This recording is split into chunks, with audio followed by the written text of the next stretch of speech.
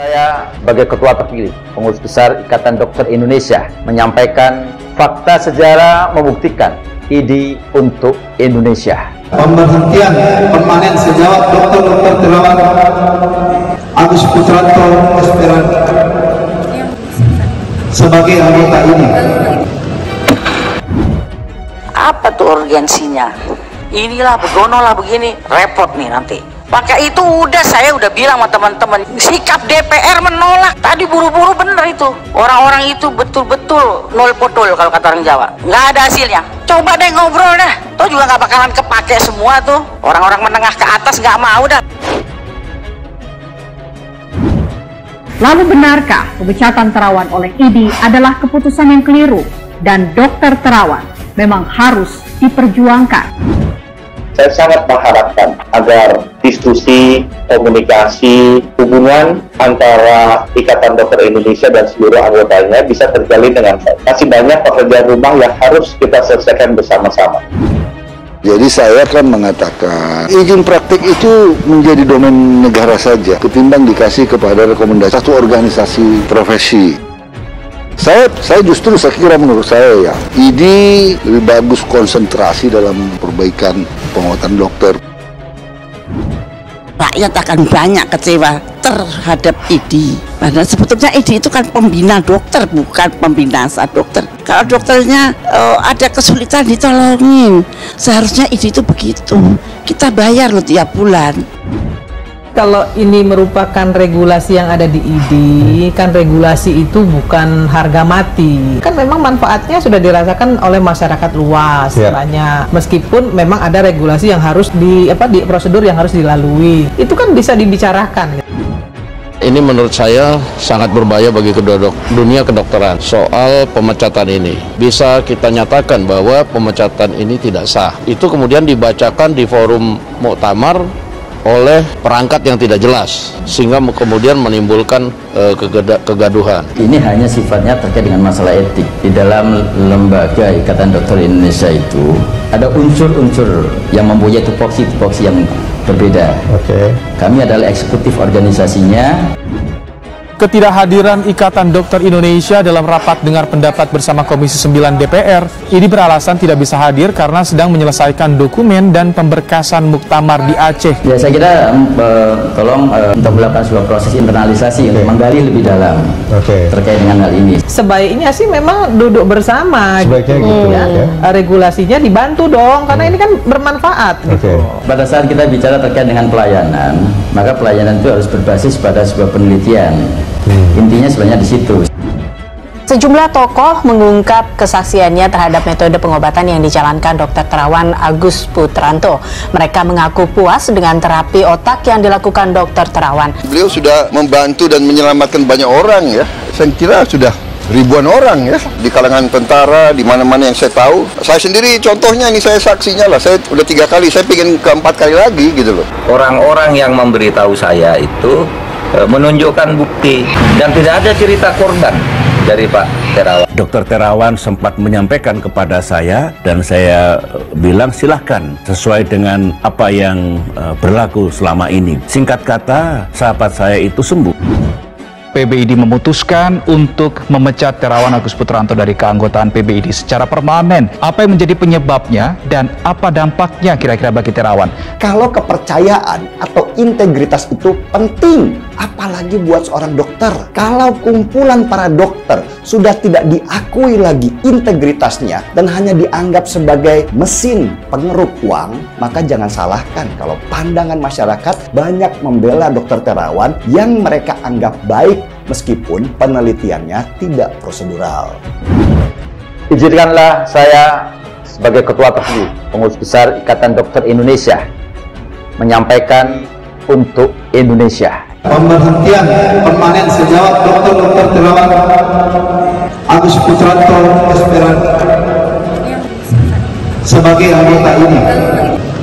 ID atau Ikatan Dokter Indonesia seharusnya sejak lama berkaca kalau ketidakpercayaan masyarakat terhadap ID itu sudah berkarat sejak lama. Sudah banyak cerita di balik meja yang saya dengar kalau banyak para dokter itu sering bekerja sama dengan perusahaan farmasi untuk merekomendasikan obat yang dijual perusahaan farmasi itu supaya si dokter dapat uang. Dokter Terawan, Pak Dokter maksudnya dengan kesepakatan itu berhenti dong? Ya, kalau kami taat ya kami harus berhenti. Maksud kami harus membantah. Ada kesepakatan itu kami harus hormati. Saya pernah jadi pejabat negara, ya saya juga harus menghormati. Saya kok tertarik ya. Apa sih dasar pertimbangannya nggak boleh? Sebesar apa sih dampaknya sehingga harus dilarang? Ini jelas adalah keputusan etika, tetapi dasar keputusan yang kasus etika karena mengiklankan diri itu dokter tidak boleh. Diduga menarik biaya yang besar, itu tidak boleh. Secara etika ya. Teman-teman dari ID ini kan merasa paling benar sendiri saya lihat. Coba Anda cari jejak digital manapun yang namanya Dokter Terawan mengiklankan diri. Tidak ada namanya mengiklankan diri. Tidak ada masalah mengiklankan diri dari mana. Justru banyak sekali dokter-dokter luar yang mengiklankan diri di Indonesia. Mereka ini diam saja, tidak bertindak sama sekali. Ini tebang pilih kalau orang luar mereka diam, tapi kalau sama anggotanya sendiri galaknya tidak ketulungan. Mantan Menteri Kesehatan Terawan Agus Putranto dipecat dari keanggotaan Ikatan Dokter Indonesia atau IDI. Menko Polhukam Mahfud MD mengaku pernah menjalani terapi cuci otak oleh Dokter Terawan dan divaksin Nusantara. Terawan dan IDI sendiri memiliki hubungan yang panas dingin. Hubungan panas dingin itu mulai terjadi sejak munculnya terapi cuci otak. Kembali ke Mahfud, dia mengatakan sudah 2 kali terapi cuci otak. Karena merasa hasil terapi cuci otak bagus, dia kemudian mengajak istrinya untuk ikut terapi. Saya pernah 2 kali cuci otak atau DSA, Digital Subtraction Angiotherapy, ke Dokter Terawan, yakni ketika masih ketua MK sekitar tahun 2011 dan pada tahun 2017. Saya bukan ahli medis, tapi kalau perasaan saya sih hasilnya bagus. Keluhan langsung hilang, makanya saya sampai 2 kali dan yang kedua mengajak istri, kata Mahfud MD kepada detik.com pada Sabtu 26 Maret 2022. Selain pernah terapi dengan Dokter Terawan, Mahfud menuturkan dirinya juga mendapat suntikan vaksin Nusantara yang diputuskan oleh Terawan. Mahfud mengaku usai mendapat vaksin Nusantara, imun tubuhnya meningkat. Saya juga sudah ikut minta vaksin Nusantara yang digarap oleh Pak Terawan sebelum dapat vaksin booster. Waktu mau booster, dulu kan pejabat non-tenaga medis atau TNI atau Polri masih harus antri atau nunggu. Tak bisa cepat, saya juga tak mau cari-cari booster lewat jalan tol, ujarnya. Ketika saya minta booster dan diberi oleh Menteri Kesehatan bahwa selain tenaga medis dan TNI Polri belum boleh booster, maka saya ambil vaksin Nusantara. Antibodi saya naik tinggi setelah divaksin Nusantara, lanjutnya. Meski merasa hasil kerja Dokter Terawan bagus, Mahfud tidak bisa memberikan komentar terkait dipecatnya Dokter Terawan dari IDI. Sebab sudah ada mekanisme dan aturan sendiri. Namun yang terpenting baginya adalah kesembuhan dan imun tubuh meningkat. Saya bukan ahli medis, jadi saya tidak bisa menanggapi apapun terkait pemberitaan Pak Terawan dari IDI. Itu sudah ada aturan dan mekanisme sendiri. Kalau saya sendiri sih, yang penting sembuh atau imun dari virus, imbuhnya. Selain Mahfud, anggota Komisi 7 DPR RI fraksi PDIP, Adian Apitupulu, merasa baik-baik saja setelah disuntik vaksin Nusantara yang digagas Dokter Terawan Agus Putranto. Adian juga mengaku bahagia setelah divaksin. Saya mungkin satu dari yang sudah disuntik vaksin Nusantara dan sudah 53 atau 54 hari sampai saat ini. Kondisinya baik-baik saja, kata Adian dalam rapat Komisi 7 bersama Terawan di Komplek Parlemen Senayan, Jakarta pada Rabu 16 Juni 2021 lalu. Adian Apitupulu mengatakan tak mengalami gangguan setelah divaksin. Sambil bercanda, dia mengaku tak merasa tampan setelah disuntik vaksin Nusantara. Istri bahagia, kita bahagia. Tidak ada gangguan medis yang saya alami. Ketampanan tidak berkurang sama sekali. Semua masih dalam kerangka normal, kata dia. Sebelumnya kabar pemecatan Terawan Agus Putranto dari IDI dibenarkan oleh Ketua Panitia Muktamar ke-31 IDI, Dr. Nasrul Musadir Alsa. Pemecatan itu berdasarkan keputusan Majelis Kehormatan Etik Kedokteran atau MKEK dari IDI. Iya, dipecat. Dari hasil muktamar yang kami terima, iya. Dari hasil yang kita terima, yang diserahkan panitia memang begitu. Sesuai MKEK-nya.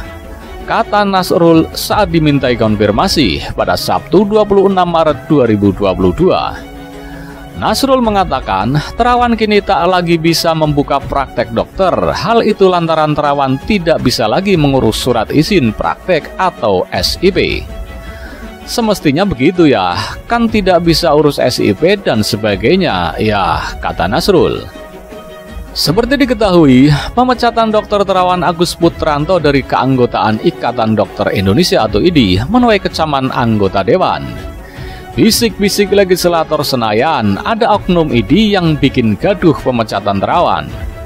Dr. Terawan Agus Putranto dipecat sebagai keanggota IDI berdasarkan keputusan MKEK. Terawan dan IDI memiliki hubungan panas dingin sejak muncul terapi cuci otak. Terawan dipecat dalam muktamar ke-31 IDI yang digelar di Aceh.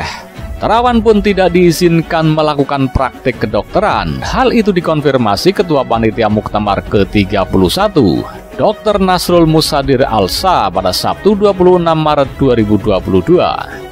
Sementara itu, Wakil Ketua DPR RI Sufni Dasko Ahmad menyebut pemecatan Dr. Terawan tidak sah. Dasko meminta polisi turun tangan menyelidiki oknum IDI yang dinilai bikin gaduh. Polisi diminta turun tangan karena pada saat muktamar itu ada oknum IDI yang membuat kegaduhan dengan membacakan surat dari majelis etik.